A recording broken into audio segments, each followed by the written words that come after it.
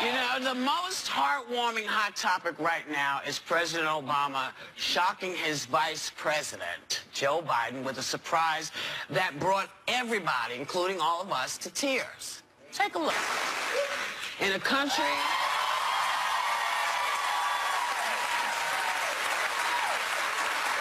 In a country so divided right now, I still don't know anyone who doesn't have a soft spot for this man. We are honored. We love him. We love when he's here. He's just one of the realest people you'll ever meet in your lifetime. Please welcome Vice President Joe Biden. Yeah.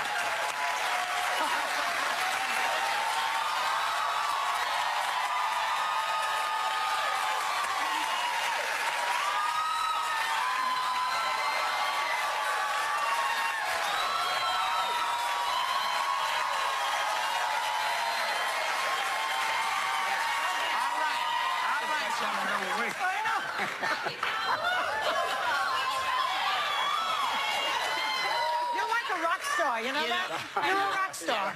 And you, very Asian rock star. If you ever want to have a great train ride,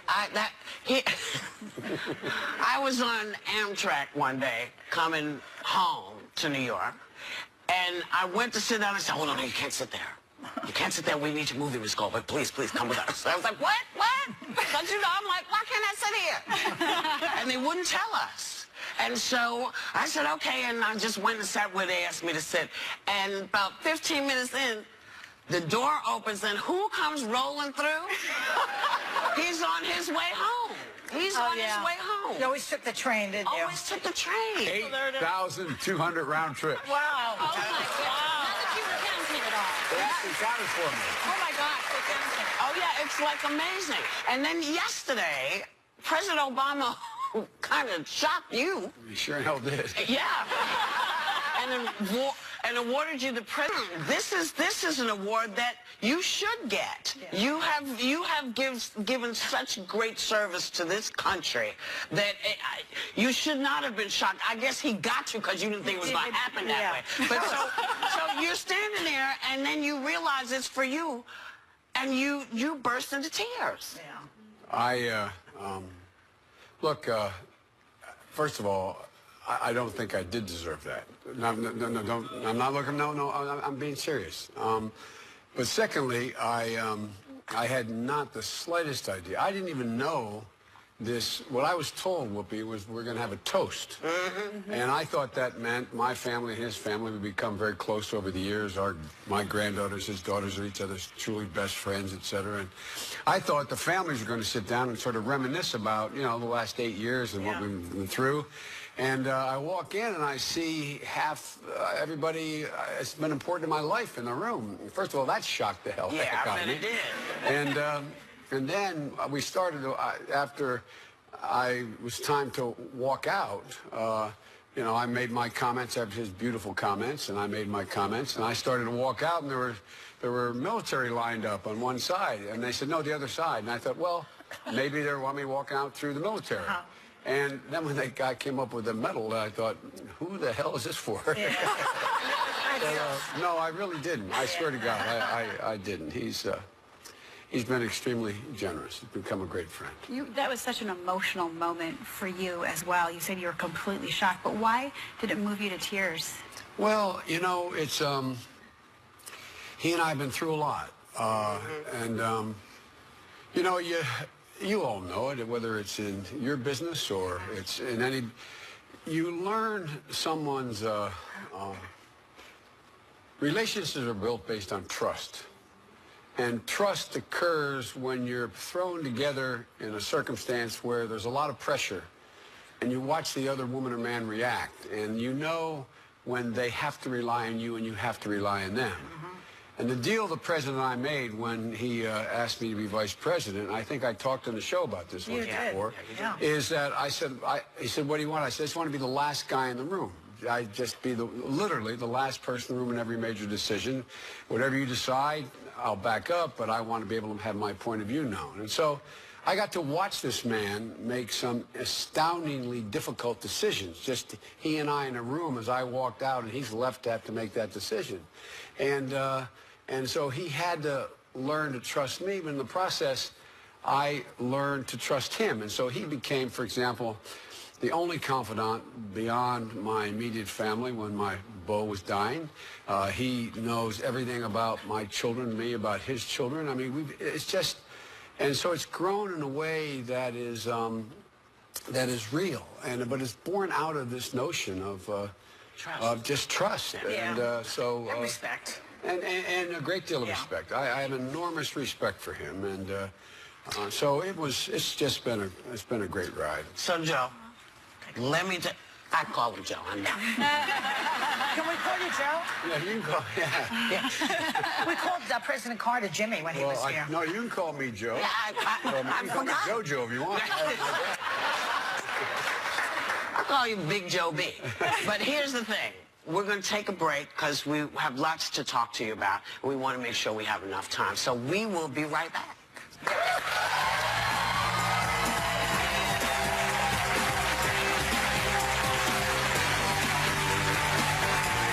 So Hot Topics on The View are only getting hotter. Here we go. And everyone wants to join this party. May I just say one thing? Yes. Somebody call the hottie police. There's been a jailbreak in Babeville. You never know what'll happen on The View. The View. The View. On ABC.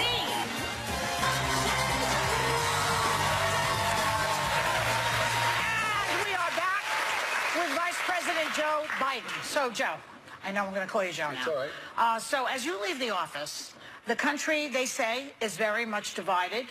People are worried about a Trump administration. I'm terrified that he knows nothing and is going to lead us into war. Now, you have called him thoroughly unqualified. What makes you the most uneasy? And remember, it's only an hour show. Well, look, first of all, in the context of the campaign, in terms of unqualified, it was in the context of how much did he know about American foreign policy, and understandably comes at it without any background in the area. Except on Russia. And well, no, and look, I just think it's what I worry about is the inadvertent mistake in the near term on foreign policy. Yeah. By that I don't mean any nuclear war, that kind of malarkey. What I think is that there's a lot of complicated circumstances in Eastern Europe and Ukraine. There's a lot of complicated circumstances that exist today in the South China Sea. There's a lot of complicated circumstances that exist in Latin America. And unless and he does have people around him who have in-depth knowledge and points of view, maybe the same or different than mine. But what worries me most is he's taken, thus far, I hope he doesn't mean it, the crown jewel of American security is our intelligence community. Yes. And everything we do, we rely upon those 16 different agencies, and to diss them and dismiss them. Yeah. It really plays into Russia's hand, which is the hand they're playing, and Mr. Putin is playing, I know him well, personally, is that he wishes to see NATO not united and a divided Europe, because that puts him in a stronger position relative to that continent. And so the argument gets made, Joy, that, look, the Americans don't know what they're doing. The Americans aren't in control. The Americans are. And this just adds to, when you go at the heart of every country's security base and say, they don't know what they're talking about, it makes your allies wonder, well, wait a minute, what's going on? And also, that's what worries me. And not only your allies, but also your enemies, people who, other countries who are viewing us and saying, right from the start, the president-elect has this huge conflict with the intelligence agencies. How dangerous is that when you have countries that don't love the United States observing that inner conflict right from day one? Well, of the ones that are not necessarily enemies but our greatest potential concern, China and Russia, they're smarter than to know what we have. They know our capacity is awesome. But what worries me most is the countries in between who are deciding whether or not they're going to move in an authoritarian direction or in a democratic direction. And they then begin to make a gamble, say, well, it's better to make the gamble to be on the side of the authoritarian side of this equation than it is to be on the democratic side of the equation, because America, this great democracy, maybe it's not so great after all. Maybe we can't count on it as much. Maybe we can't rely on it.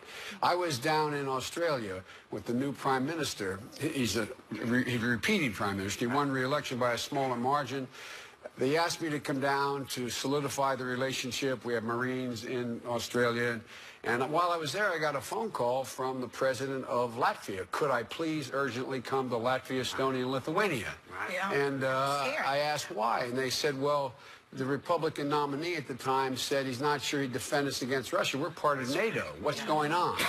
And so I went and reassured him the Republican Party is strongly supportive of NATO as a democratic party. And what I'm hoping is that, and I mean this sincerely, I'm hoping that a lot of what Mr. Trump has said has been rhetorical so far, and as he sits behind that chair, he's a smart guy, that he in fact begins to understand the gravity of and the consequences of words, not just actions, but of words. Let's talk about, let me ask this. When a guy tweets in the middle of the night continuously, does he understand the gravity of what he's doing? Clearly not. Yeah. Because he keeps doing it. It's continuous, kind of like every minute he's tweeting. It's not healthy. Let's talk about something else. I know you made news yesterday with the Medal of Freedom, but there was also news. The Department of Justice said that the Inspector General was going to investigate the FBI's handling of Hillary Clinton and the email. Do you think that that's valid? And do you maintain with other Democrats that ultimately that cost Hillary the election? Let me start at the end. I don't know. I don't think anyone can say what cost Hillary the election. You look at an election that was this close where she got 3 million more votes, but she lost 196,000 votes in 3 states that would have made the difference. It could be anything at all. The fact is, Hillary acknowledged the campaign wasn't that well run. We never got to the issues. I mean, you know, we talk, I'm referred to in Washington as middle-class Joe. Well, that's in Washington not meant as a compliment. It means you're not that sophisticated. But I'm always talking about the middle class because middle class is the fabric that holds the whole social fabric of the country together. And when the middle class does well, the poor have a shot and the wealthy do very well. Well, now we're talking, everybody's quoting me I did 83 events for Hillary. Talking to me about my saying I've talked to and spoke to middle class folks and their anxieties. And so Biden got it, and you know, Hillary didn't have a plan. Well, she had a plan. The problem was nobody heard it. None of you can tell me if you are. I've never met someone in a barrio, a ghetto, a middle-class neighborhood, or a wealthy neighborhood didn't want their kid to go to college.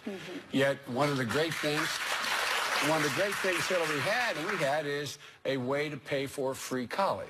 And but none of you can tell me what it was. Well, because we were watching a reality show on the other end. That's the point. That's the point. So my concern has been, Whoopi, is that elections are supposed to... I'm sorry, you asked the question. No, Paul, that's all right. I'm flattered if you want to call me Whoopi. No, I mean, go for it. You're still accomplished. No, Whoopi asked the question. The problem is that elections are supposed to be about debates on the future of the country, so that when it's over, there's, if not a consensus, at least the winning candidate can say, I campaigned on this, now I'm going to try to govern on this. We never got to any of that. I mean, all kidding aside, of all the elections I've ever been involved with, we've never got to a point where there was anything other than totally a bumper sticker on both sides here. And it wasn't my press. My press people would say, "Well, don't say that. You look like you're criticizing the press." I'm not criticizing the press.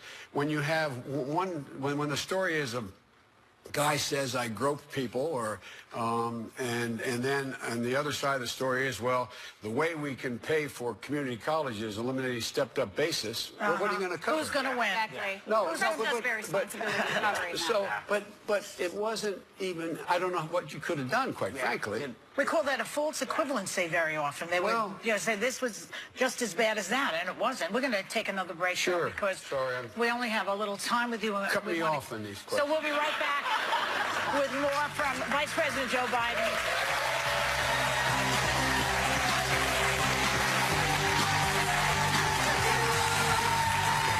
We are back with Vice President Joe Biden. So, Joe. Yes. I love this question because back in December you said, I am going to run in 2020. What the hell, man? Those were your words. You're so fabulous the way you talk. We love it. So how serious are you? Tell the truth. Come on. I'm not. No. The context of the question was like, what are you going to do now, Daddy? The war's over. You know what I mean? And they said, well, what are you going to do now? And I jokingly said, because the press had been following me through the Capitol all day, I said, I'm going to run. They said, run for what? And I said, run for president. You know, I mean, and but it was in that spirit that I said, I have no intention of running for president, but I do have intention to stay deeply involved in everything I've done my whole life. Yes. And what I've done, and I'm going to be announcing when I'm out, is I've tried to work out a deal where I can provide for taking my substantive staff in the vice presidency, some of the most serious people in Washington, on domestic and foreign policy. The University of Delaware and the University of Pennsylvania are providing me platforms where I'll have a considerable amount of money for paid staff working for me on the issues that I care about. So I plan on staying very deeply involved in the substance. I haven't figured out my gainful employment yet, but that's what I'm going to be doing. It's the thing I've done my whole life. One of the issues you care deeply about is fighting against domestic violence. Yes. Why that issue? I mean, you authored the Violence Against Women Act. You've been at the forefront of this. Why right now, and particularly with what you see going on college campuses, why this issue? Because we can and we are able to change the culture in America. No man has a right, under any circumstances other than self-defense, ever to raise his hand to a woman. None. Zero. None. There's no justification for it. And folks, you interviewed me early on, Whippy, when I wrote the Violence Against Women Act. We've had phenomenal success. Violence against women and domestic partners is down 67%, except in one area. And it devastated me to find this out 2.5 years ago, because I brought that office inside the vice president's, run by me, not by the Justice Department. And I found out that the number of women between the ages of 14 and 24, the rape and sexual assault against them has not decreased at all. So that's why the president and I started this Violence Against Women. I did a virtual town meeting. I'm trying to do this quick. Virtual town meeting with tens of thousands of people on the phone. And I asked all these young women from high school through college, just saying, what can we most do? And I gave them a contact point. They said spontaneously, get men involved. Guys, it's on us. We have a moral obligation. We have an obligation to step up. We have an obligation to speak out. That's right. And so Joe, given all the things that we know in terms of what's coming up, how are you going to keep this office and this issue in front of with about this? With about $6 million worth of staff.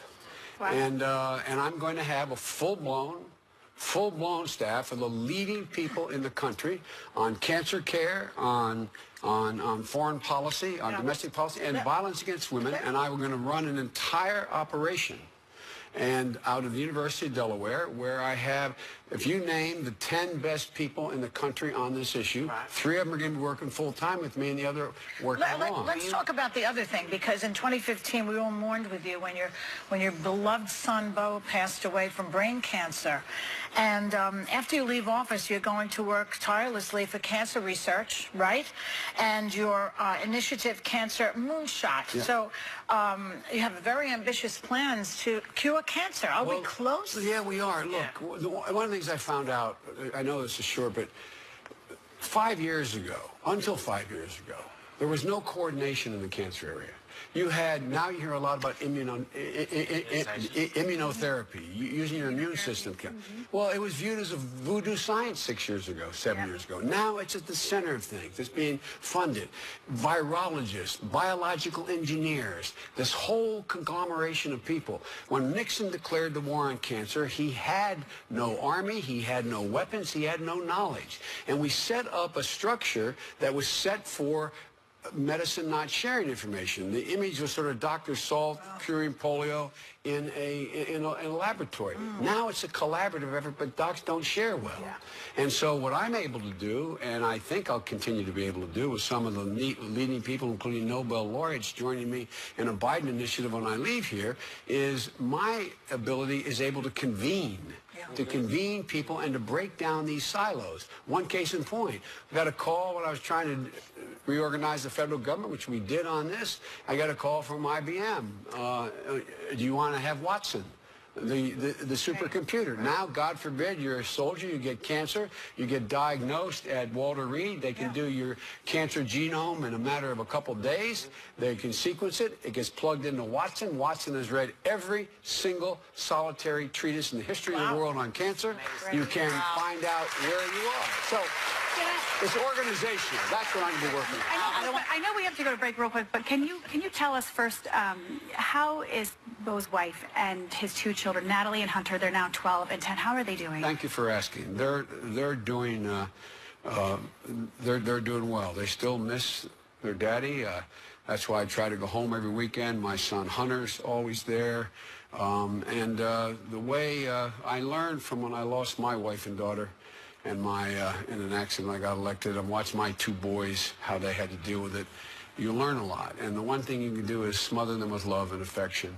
And just make sure they know that you're always there and they can talk about anything at all. So, you know, they come and sleep in bed and cuddle up with you and tell you, you know, you smell like Daddy Pop, you know, I mean, stuff that, but it's a thing that, it's a thing you got to go through. A lot of you have been through it without anywhere near the kind of help I have, without anywhere near the kind of help and support I've had. Every day people go through such incredible things, and they get up and they put one foot in front of the other. They're amazing. We are going to miss you, boy. We so appreciate What they're doing. They were with me yesterday. And Mark, that's part of what I think the empathy that you have for Americans is why they respond to you. And that's why I ask, you know, I'm hoping that all of these issues that you're working with will have stones to the White House that's coming in, because empathy is something that you have to learn that if you're going to run a nation full of all kinds of different people. And that's why people are so attached now, because they're like, listen, we need you to help. Don't go. We're going to talk. Don't go. We're going to talk more. We're going to talk more about this. We're going to come right back and talk more about this with you. We will be right back with Vice President Joe Biden. Coming up next, Dr. Jill Biden. I was thinking yesterday. Welcome back, everyone. We're back with Vice President Joe Biden, and we are joined now by his lovely bride, Dr. Jill Biden. Welcome, Jill.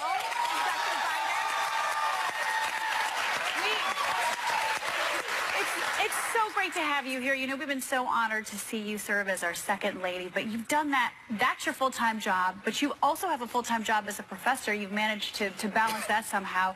As you now enter back into civilian life, Dr. Biden, what are you really looking forward to? I think I'm looking forward to running by myself. I'm a runner, and And not having a trail of Secret Service running with you. No, now I'm a little scared. Like, now something's going to happen, you know. Don't say that. Nothing's going to happen. So, anyway, it's just been, you know, we're just going to continue doing what we've done, what we've been doing. I've had the complete honor of working with Michelle, with military families. It's just been an incredible journey. And I want to ask you about that, because again, you know, as we go into the future, have you all left enough building blocks for the incoming folks to continue the work? Because what I don't think any of us want to see is that ball dropped again, ever. So have you left them enough information to... Yeah, I think we've left enough information for them, And the Pences know this. The Yeah, Pences, yeah. they've been pros. They've been doing this. They're really Are they fine. going to be the vice presidential Yeah, folks? they are. And by the way, they really are fine people. I have strong disagreements with them on social policy, but they're fine. They're decent people. They have a beautiful family. military family, Great. like the Bidens. Good. All right. And by the way, one of the things they asked us about was they have a daughter. They asked whether my granddaughter would talk to their daughter about Secret Service protection in school, what it was like. I mean, we've had them over for dinner. I mean, look, this is more like the old school that we're used to. And I think they're we disagree philosophically, but they're really decent I'm people. worried that I think he's going to be the president. I think he's going to... Well, I think that in a way, what I mean to say...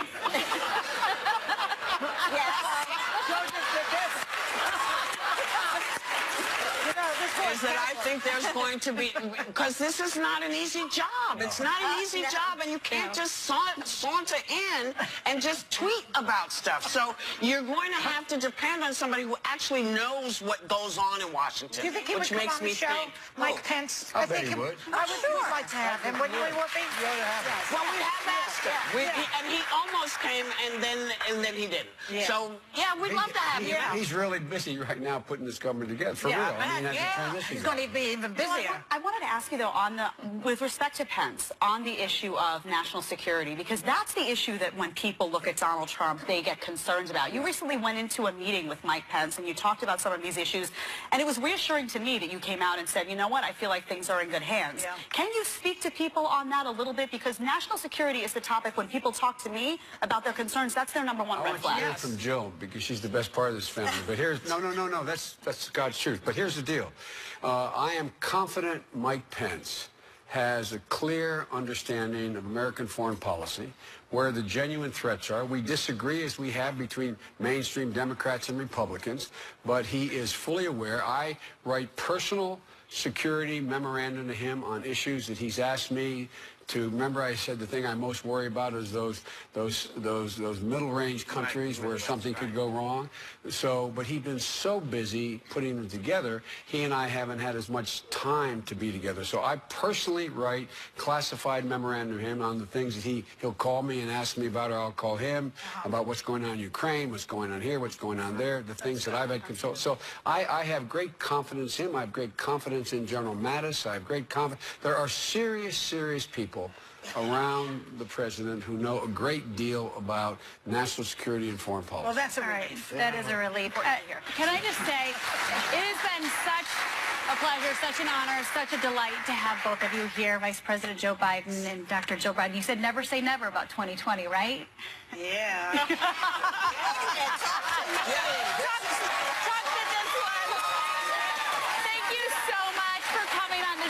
Enjoy civilian life. We're going to miss you in office, and everybody, we're going to be right back.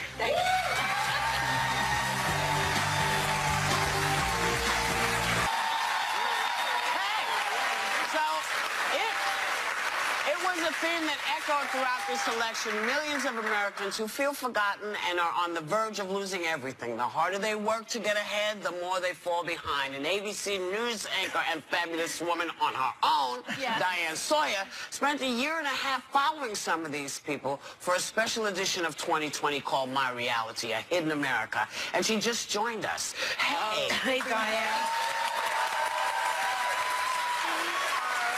These are such inspiring stories of America and hard work and believing in the American dream. In fact, this whole thing started when we put a question out online. What is the American dream? Let's look together. What is the middle class anymore in America? And, you know, people weren't that eager to let us in because their neighbors don't know what's going on behind closed doors. When wages are not keeping up with the big costs in America, and you want your kids to have everything you had, and the lengths to which you go. So I'll just show you a little bit of one woman who did let us in. And she's in Maryland. Her husband installs air conditioners, long hours, and she works at an elementary school. This is the real world. This is the world we're in now. In fact, we called it My Reality for ourselves. Sure. The reality. And so many people made their own video cameras. You're going to meet, as I say, the most incredibly inspiring people. There is a man who commutes 4 hours to work and 4 hours home every day, and he's been doing it for 10 years, just to keep his family going, hoping they'll have a better life. And I think what's really important about this particular story, Diane, so many times as journalists we do the story and then we don't do a follow-up, but you're going to be following up with these families. That's right. We're going to spend the next year with a new president who has, we have got to look at the lives in America, the reality in America, and all get together and do something. Send this special up to Washington so they can see, because I'm looking at all the things, you know, they're talking about getting rid of Obamacare, talking about getting rid of all these sort of safety nets that people have now, and what do they do? What do these Americans do when everything disappears? Well, we know there is a fact, which is a haunting one in America, that the top 20% of Americans have 14 times the wealth of the rest of the country. And the longing that so many millions of Americans have to have a savings account, to have security in their lives. That everybody gets. And so many people said, I'm not asking for everything. Once a month, a trip to McDonald's. And Mickey D, you saw this. You can help us out with this. You can make this happen. You know, all of these fast food, all these, we can do this, damn it. Thank you, Diane. Yes, it does begin here. It begins right here. My Reality, A Hidden America, airs tonight on a special edition of 2020 at 10 p.m. Eastern on ABC. And if you watch it and you see you can help, do it.